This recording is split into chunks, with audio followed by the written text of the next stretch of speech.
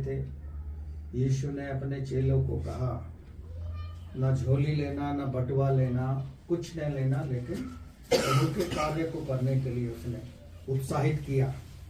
आज हम देखेंगे कि यीशु ने कहा I am the water of life. Yeshu ने कहा I am the water of life, मैं जीवन का जल हूं। किस प्रकार का जल है? एक हम साधारण पानी पीते हैं जिससे हमारी शारीरिक प्यास बुझती है, लेकिन यीशु जो स्वयं कह रहा है कि मैं जीवन का जल हूं, और वही चीज हम सभी के लिए लागू है। हम भी क्या है? जीवन के जल हैं। आइए चलेंगे परमेश्वर के वचन की ओर, यूहन्ना 4 अध्याय में, और उसके 7 पद से पढ़ना शुरू करेंगे। इतने में वहां एक सामरी स्त्री जल भरने आई। यीशु ने उनसे कहा, मुझे पानी पिला, क्योंकि उसके चेले भोजन मोल लेने के लिए नगर में गए हुए थे।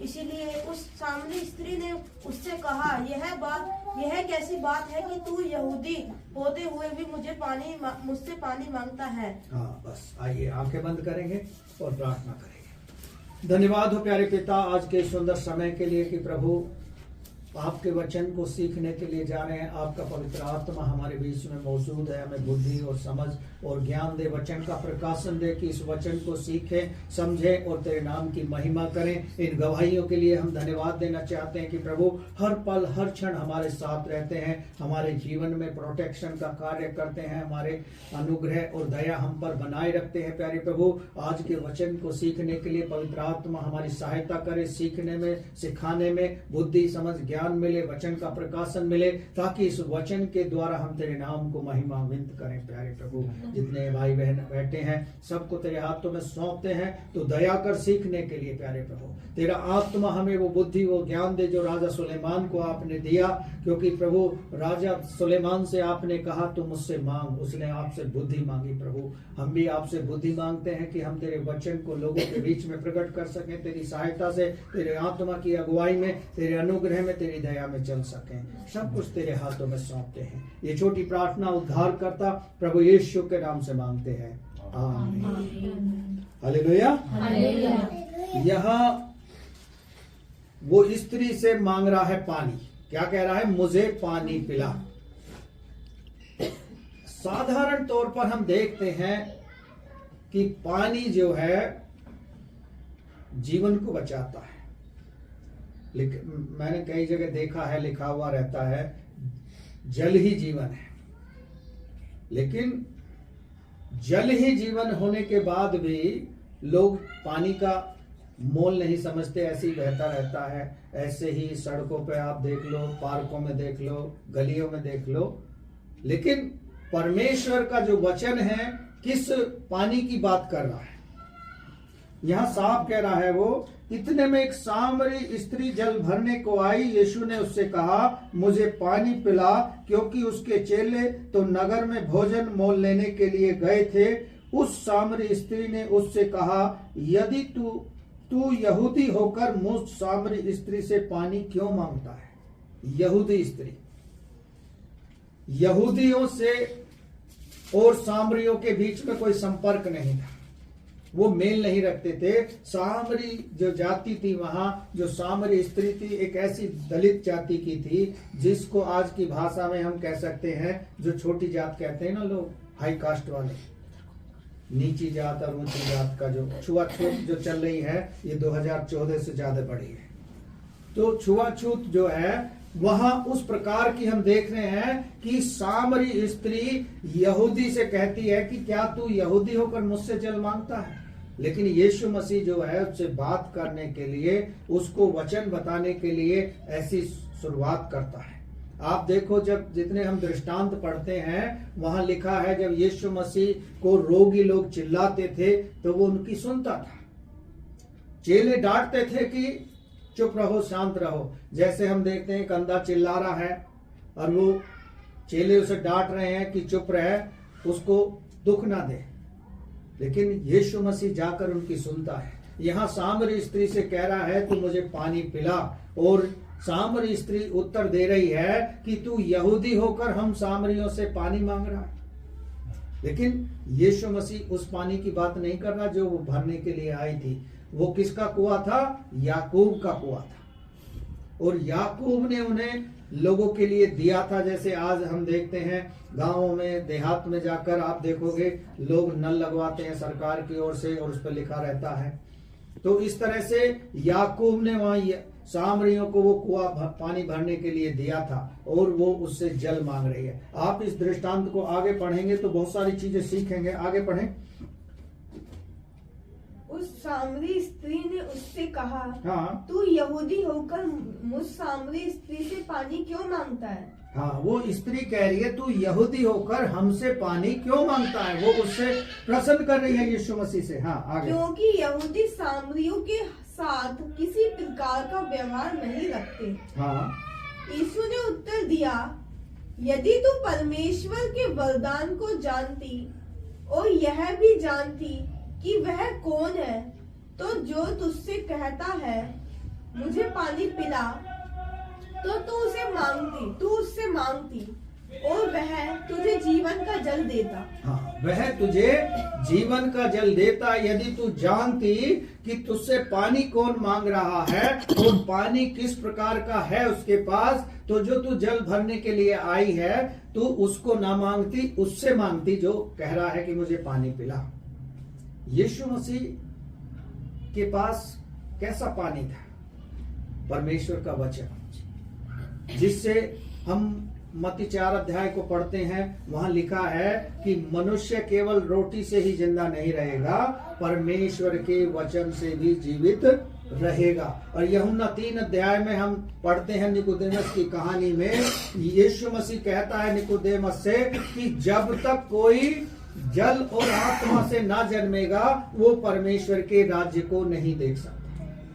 जल और आत्मा से हमें जन्म लेना है। जब हम जल का बपतिस्मा लेते हैं तब हम उस समय अंगीकार करते हैं कि आज से प्रभु मैं तेरी आज्ञाओं का पालन करूंगा, तेरे पीछे चलूंगा, तेरे भय में जीवन बिताऊंगा। लेकिन हम देख रहे हैं कि परमेश्वर में कितने लोग बपतिस्मा लेते हैं और कितने लोग वापस चले जाते हैं। क्यों?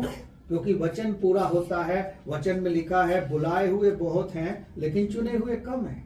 यूहन्ना 15 अध्याय में लिखा है मैंने तुम्हें चुना है, तुमने मुझे नहीं चुना। कुछ लोगों ने जो परमेश्वर के पीछे चल रहे थे और परमेश्वर के उस वचन को उन्होंने अपने हृदय में नहीं जगह दी, तब वो उससे दूर हो गए।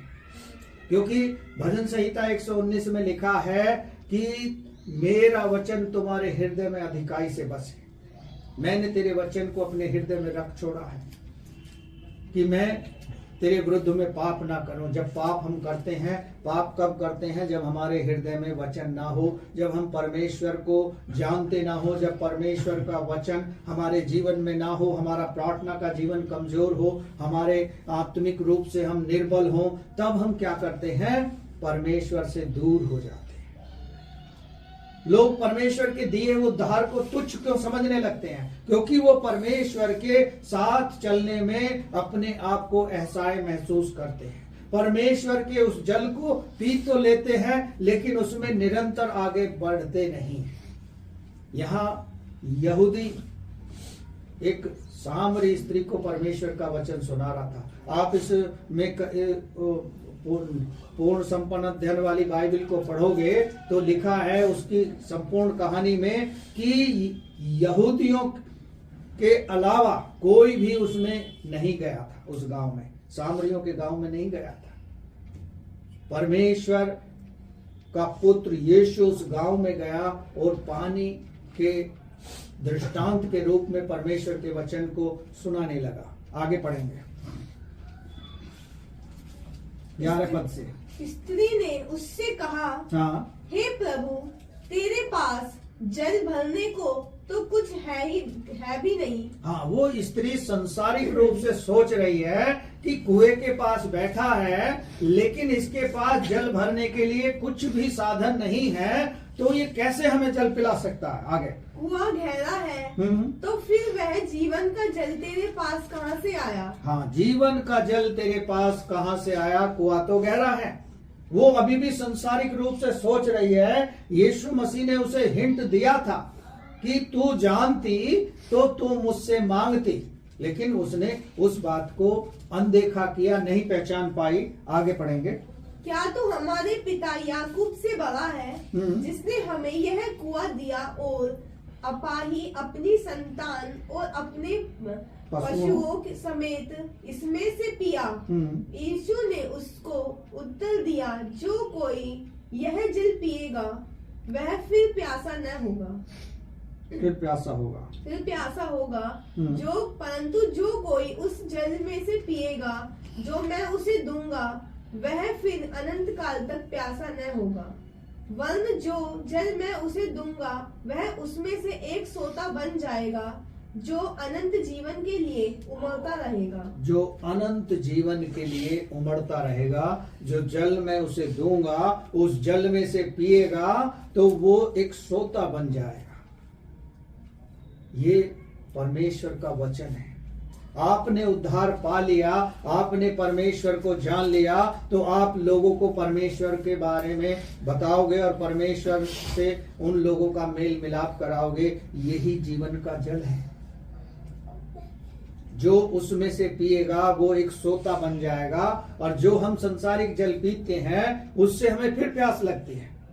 आप पराठे खा लो, पूड़ी खा लो, तो आपको कितनी प्यास लगेगी। बार बार आप पानी पियोगे लेकिन प्यास नहीं बुझेगी।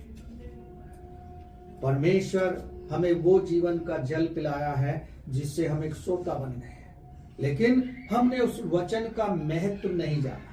उस वचन को हमने अपने जीवन में जगह नहीं दी और हम सोता की जगह हम खुद एक सूखा तालाब बन गए हैं। हम वचन को पढ़ते नहीं हैं, हम प्रार्थना नहीं करते हैं, हम संगति में नहीं जाते हैं। क्यों? क्योंकि हमारी एक छोटी सी जॉब लग गई है। अक्सर देखता हूं नौजवान अपने परिवार में ज्यादातर बोलते हैं, एक ही तो दिन मिलता है हमें छुट्टी का।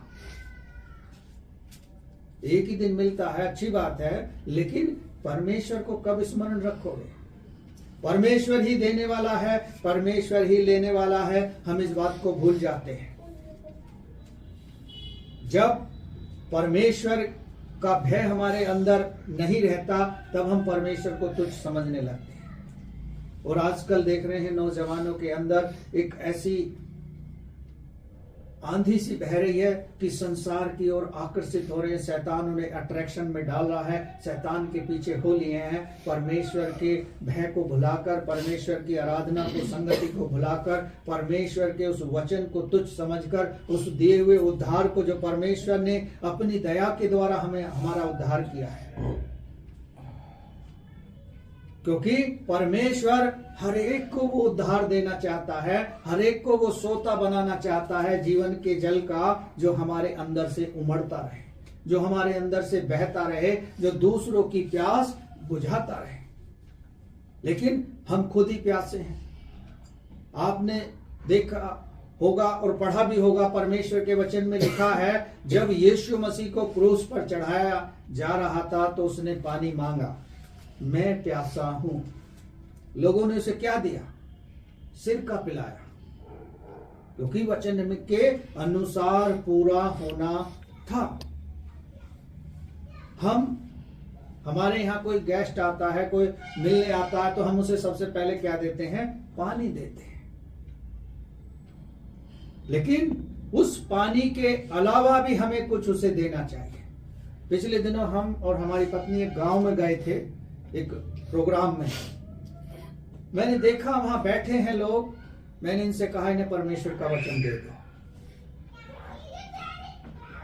हमने उनको वचन दे दिया। भले ही वो वचन वो 10 साल बाद पढ़ें या 5 साल बाद पढ़ें या शाम को पढ़ लें या कभी भी पढ़ें, लेकिन जब परमेश्वर का वचन आपने उसके घर तक पहुंचा दिया है तो वो एक जल का सोता बनने में देर नहीं लगेगी। क्योंकि परमेश्वर का वचन खाली नहीं जाता, वो लौटकर खाली नहीं आता, वो काम करके आता है। जिस किसी के भी हृदय में आपने बीज को बोया है, वचन को बोया है, वो कार्य करेगा। आगे पढ़ेंगे। स्त्री ने उससे कहा, हे प्रभु, वह जल मुझे दे ताकि मैं प्यासी न हूँ। हाँ, स्त्री ने तुरंत समझ लिया कि वो जल हमें दे दे कि मैं कभी प्यासी ना रहूं, उस जल को हमें पिला। आगे, और ना जल भरने को इतनी दूर आऊं। हाँ, वो संसारिक तौर पर भी सोच रही है कि आगे के लिए मैं यहाँ इस कुएं के पास ना आने पाऊं, ऐसा जल अब तुम हमें पिला दे। एक और पद हम जल्दी से निकाल कर पढ़ेंगे इससे ही संबंधित। यशा 55 अध्याय के 1 और 2 पद को पढ़े, वहां क्या कहता है जल के विषय में। 55 का 1 और 2। अहो सब प्यासे लोगों, पानी के पास आओ, जिनके पास रुपया न हो तुम भी आकर मोल लो। हाँ, और खाओ, दाख मधु और दूध बिन रुपया और बिन दाम ही आकर ले लो। बिना दाम दिए ही आकर ले लो। हे प्यासे लोगों, तुम मेरे पास आओ। मत्ती 11:28 में पढ़ते हैं, वहां भी कहता है, हे सब परिश्रम करने वाले बोझ से दबे लोगों, मेरे पास आओ, मैं तुम्हें विश्राम दूंगा। यहाँ कह रहा है पुराने नियम में कि यशा की पुस्तक में कि मेरे पास आओ प्यासे लोगों। आज लोगों के अंदर प्यास तो वचन की है नहीं, प्यास संसारिक प्यास बहुत है। लोगों के ऊंचे ख्वाब हैं, सपने हैं, और देखते हैं कि हम ऐसा करें वैसा करें, हमारे पास ये भी हो वो भी हो, सब कुछ हो।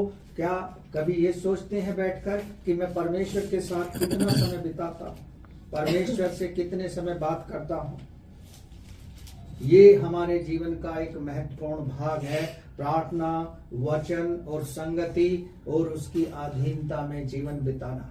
जब हमने परमेश्वर को जान लिया तो अब हमारे पास कोई ऑप्शन नहीं है कि हम उसके साथ साथ चलें, उसकी आज्ञाओं का पालन करें, उसके भय में जीवन बिताएं। और जो लोग नहीं बिता रहे हैं आज वो अपने जीवन में दुखी हैं, क्योंकि संपूर्ण मन से परमेश्वर के पास नहीं आए, संपूर्ण मन से परमेश्वर को जाना नहीं, अधूरे मन से छोटे मोटे जॉब में खुश हैं, और खुश होने में भी अपने आप को कलेशों में झोंक दिया है, अपने आप को दुखों में डाल लिया है, खुद परमेश्वर की संगति से और वचन से दूर रहकर। आगे क्या कहता है?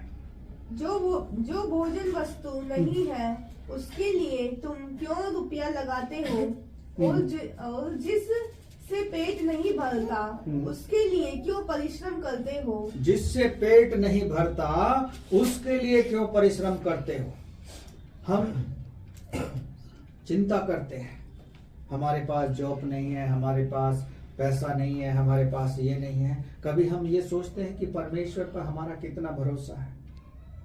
परमेश्वर का वचन कहता है जवान सिंहों को तो घटी हो सकती है, लेकिन जो परमेश्वर के डरवैये हैं, जो परमेश्वर के साथ साथ चलते हैं, परमेश्वर का भय मानते हैं, उस पर भरोसा रखते हैं, वो कभी भूखे सोते नहीं हैं। वो भूखे उठते जरूर हैं लेकिन भूखे सोते नहीं है, परमेश्वर इंतजाम करता है। मत्ती 6 अध्याय में आप पढ़ेंगे, लिखा है इन पक्षियों को देखो, ना ये बोते हैं ना काटते हैं, लेकिन फिर भी परमेश्वर इनको क्या करता है? समय से खिलाता है।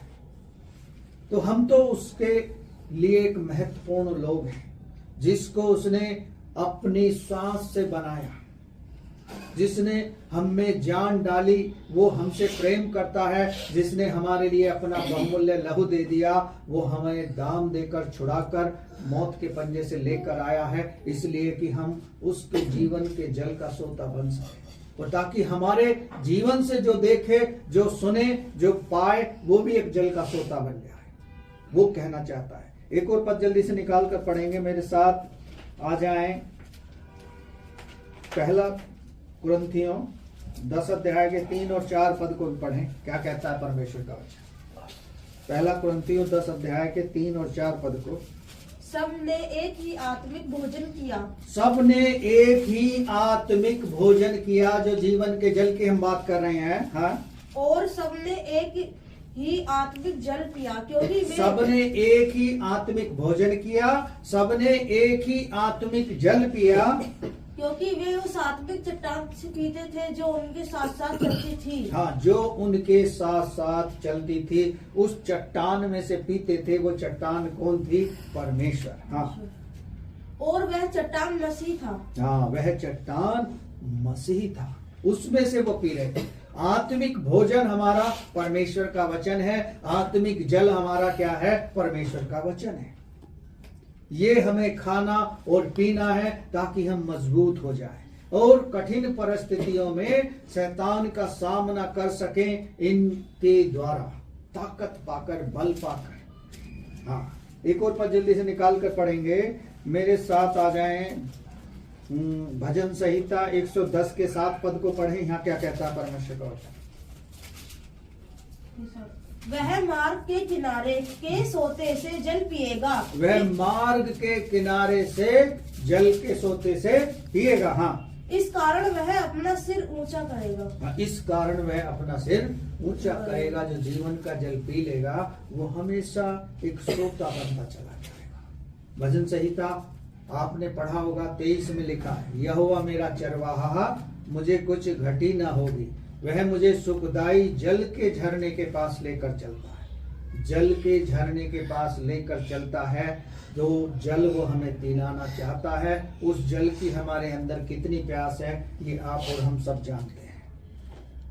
इजराइलियों को जब निर्गमन की पुस्तक में पढ़ते हैं, जब पानी नहीं मिला तो वो मूसा और हारून से जाकर झगड़ने लगे, हम प्यास से मरे जाते हैं, हमें पानी पिला, हम यहाँ प्यास में मर रहे हैं। तब परमेश्वर ने मूसा से और हारून से कहा, इस चट्टान में लाठी मारो, ये पानी निकलेगा। और पानी उनको पिलाया, उनके पशुओं को पिलाया। क्या परमेश्वर हमारा इतना बहरा है कि हमारी सुन नहीं सकता? मनुष्य अपने आप पर, अपनी बुद्धि पर घमंड करता है, अपने आप पर भरोसा करता है, लेकिन उस परमेश्वर पर बहुत कम यकीन करता है जो वायदा करता है, मत डर मैं तेरे संग हूं, मत डर मैं तेरे संग हूं, तू जहां जहां जाएगा मैं तेरे संग रहूंगा, जो जो काम करेगा मैं उन्हें सफल करूंगा। उस परमेश्वर से हम नहीं डरते।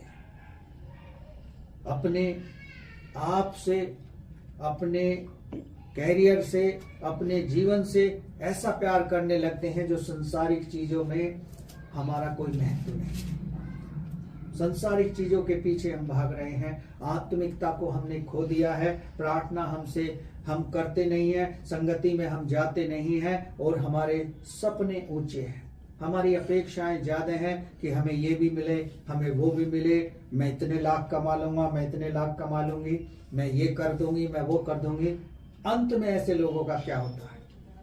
कुछ नहीं कर पाते, क्योंकि परमेश्वर के वचन में लिखा है कि धन महिमा प्रतिष्ठा मैं देता हूं, मेरे बिना कोई कुछ नहीं कर सकता। यूहन्ना 15 अध्याय को पढ़ना। यदि तुम मुझ में बने रहोगे तो मेरा वचन तुम में जो चाहो मांगो वो तुम मिल जाएगा, लेकिन मुझसे अलग हो जाओगे तो फिर एक डाली जब दाखलता में नहीं रहती है तो उसे काट डालते हैं और वो सूख जाती है और उसे आग में जला दिया जाता है। उसी प्रकार हमारे साथ हो जाएगा। इसलिए हम वो जीवन का जल पीकर वो सोता बन जाए, जो हमसे पिए वो भी एक सोता बन जाए। तीमुथियुस की पत्री में लिखा है, जो तूने सीखा है किसी अच्छे व्यक्ति को वो चीज सिखा दे, ताकि वो किसी और को सिखा सके। Hallelujah, hallelujah. आइए एक और पद जल्दी से पढ़ेंगे मेरे साथ। यूहन्ना 7 अध्याय में आ जाएंगे, उसके 38 पद से पढ़ेंगे 42 तक। 38 से पढ़ेंगे 38।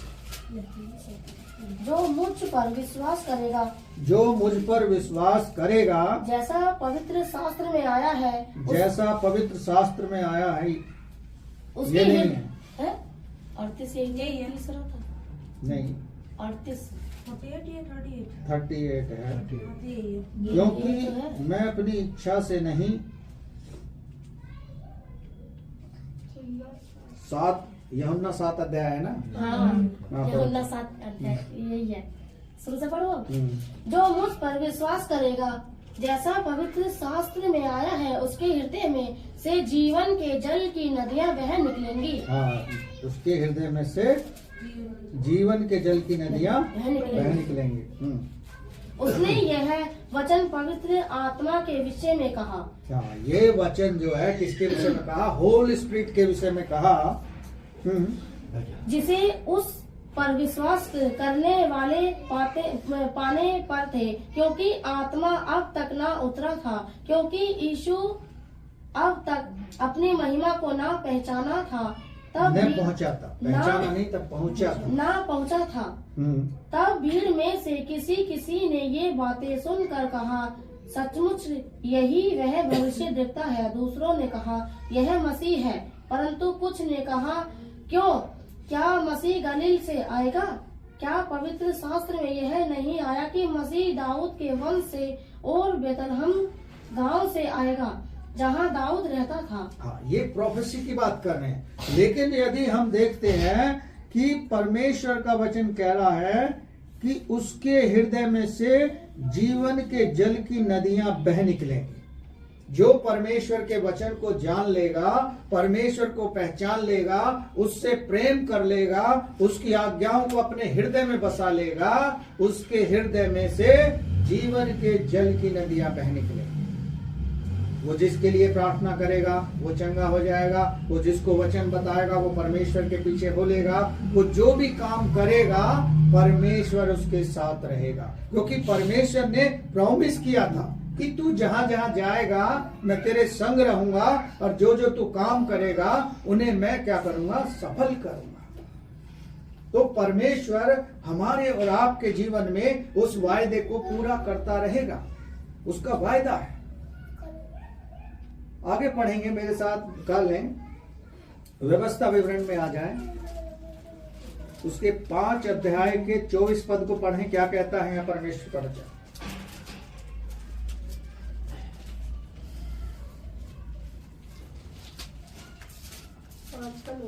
5 का 24। और जो तुम कहने लगे हमारे परमेश्वर यहोवा ने हमको अपना तेज और अपनी महिमा दिखाई है, और हमने उसका शब्द आग के बीच में से आते हुए सुना। आज हमने देख लिया कि यदि परमेश्वर मनुष्य से बातें करता है तो भी मनुष्य जीवित रहता है। हाँ, परमेश्वर उस समय में कहाँ बात कर रहा था? मूसा को झाड़ी में दर्शन दिया और बादल के खंबे के रूप में बात करता था, तंबू के सामने आकर बादल के रूप में बात करता था, और परमेश्वर वहां लोगों से बात कर रहा है। जब लोग इजरायली कुड़कुड़ाने लगे, बुड़बुड़ाने लगे, तब परमेश्वर ने उससे मूसा और हारून से कहा, इनको समझा दे, नहीं तो मैं इनको क्या कर दूंगा, नाश कर दूंगा।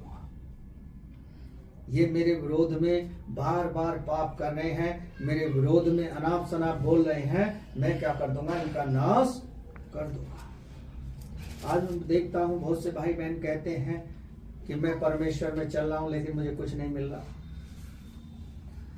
लेकिन क्या उन्होंने अपने बारे में सोचा, अपने आप में मनन किया कि मेरी गलतियां कहां कहां हैं, मैं गलती कहां कर रहा हूं? अक्सर जब हम देखते हैं हमें सामने वाले की गलतियां दिखाई देती हैं, हम अपनी गलती को क्या करते हैं, नजरअंदाज करते हैं, क्योंकि ऐसा करने के लिए हमें क्या करता है, शैतान उस्काता है। जब यीशु मसीह निकोदेमस से बात करता है तो यीशु मसीह क्या कहता है, जब तक कोई जल और आत्मा से ना जन्मेगा परमेश्वर के राज्य को देख नहीं सकता। लेकिन वहां निकोदेमस जब बात कर रहा है तो वो भी संसारिक तौर पर सीख रहा है, समझ रहा है, बोल रहा है कि क्या मनुष्य जब बूढ़ा हो जाएगा तो दोबारा अपनी माँ के पेट से दोबारा जन्म लेगा क्या जाकर? लेकिन यीशु मसीह उसे वो जल की बात कर रहा है जो कमिटमेंट और जो समर्पण, जो पश्चाताप होता है, और जो परमेश्वर का वचन है हमारे दिल दिमाग में जमी हुई गंदगी को धोता है, जो बरसों से जमी हुई होती है, पाप के बारे में, बुराइयों के बारे में, चुगलियों के बारे में और अनाप शनाप बातें जो हमारे दिल दिमाग में भरी रहती हैं, ये परमेश्वर के वचन के द्वारा ही धुल सकती हैं। एक गीत हम गाते हैं, मेरे पाप धुल सकेंगे आज ही मसीह के द्वारा। मसीह ही हमारे पापों को धो सकता है, अपने लहू के द्वारा उसने हमारे पापों को धोया है। क्या हम किसी के पापों को अपने लहू से धो सकते हैं? हम किसी के लिए लहू अपना दे सकते हैं? कोई हमसे बात कर रहा है, यदि उसका हम पे थूक भी आके गिर जाए तो हमें गुस्सा आ जाता है। क्यों? क्योंकि उसका थूक हमारे ऊपर आकर गिर गया। लेकिन यीशु मसीह के मुंह पर तो लोगों ने थूका, उसे गुस्सा नहीं आया। फिर भी उसने क्या कहा? हे मेरे पिता, तू इन्हें क्षमा कर, क्योंकि ये नहीं जानते ये क्या कर रहे हैं। इसलिए वो कह रहा है, हे मेरे पिता, इन्हें क्षमा कर, क्योंकि ये नहीं जानते क्या कर रहे हैं। परमेश्वर के अंदर इतनी नम्र और दीनता उसके पुत्र में भरी थी। क्या हमारे अंदर वो है? हम गीत तो गा रहे हैं कि तेरे जैसा ही स्वभाव हमारा बन जाए, लेकिन हमारा स्वभाव किस तरह का है? मैंने कई जगह देखा है, लोग कितना चिल्लाकर बोलना का प्रयास करते हैं, और मेरा ऐसा मानना है जो चिल्लाकर बोल रहा है, समझो वो अपनी बुराइयों को छुपा रहा है। क्योंकि चिल्लाने वाला अपनी गलती नहीं देखता, वो सामने वाले की गलती देखता। इसलिए परमेश्वर के वचन को ऐसे सीखो, ऐसे समझो, ऐसे पढ़ो कि हम एक जीवन का जल का सोता बन जाए। उससे प्रार्थना करो, प्रभु तू इस वचन को सिखा, मुझसे बात कर, मुझे समझा, मेरे जीवन में ऐसी कमी आ रही है उसे दूर कर अपने वचन के द्वारा। परमेश्वर आपके पुकारने से पहले ही आपकी प्रार्थना का उत्तर दे देगा। क्या आपने इसे सोचा है? इसीलिए यीशु मसीह ने किससे पानी मांगा? एक सामरी स्त्री से। उससे कहा मुझे पानी पिला, और ये भी समझाया कि यदि तू मुझे जानती और पहचानती तो जो जल मेरे पास है उसे मांगती, जो मैं तुझे देता। ये जल से तो तुझे प्यास दोबारा फिर लगेगी, फिर आएगी पानी भरने, लेकिन जो जल मैं तुझे दूंगा उससे तुझे कभी प्यास नहीं लगेगी, बल्कि तू एक जीवन के जल का सोता बन जाएगी। आगे इस कहानी को आप पढ़ोगे, यूहन्ना 4 अध्याय की, लिखा है कि वो पूरे गांव के लोगों को ले आई यीशु मसीह के पास, और उस पूरे गांव का उद्धार हो गया। वो चीज परमेश्वर हमारे जीवन में करना चाहता है। इसलिए कह रहा है यशायाह की पुस्तक में जब पढ़ते हैं, जिसके पास पैसा भी नहीं है वो भी आके ले लो फ्री में। इसलिए आपने देखा होगा जब टैक्स बांटते हैं ना, मुफ्त में दे देते हैं, जबकि आप उसकी छपाई को और उसकी कॉस्ट को देखोगे तो बहुत महंगा छपता है, लेकिन लोग उसे क्या करते हैं? फ्री में दे देते हैं। परमेश्वर का धन्यवाद। इस वचन के अनुसार अपने आप को समझने का, ढालने का प्रयास करें, और ऐसा सोता बने जिसमें एक दूसरा सोता बनकर बह निकले हमारे लिए। परमेश्वर का धन्यवाद।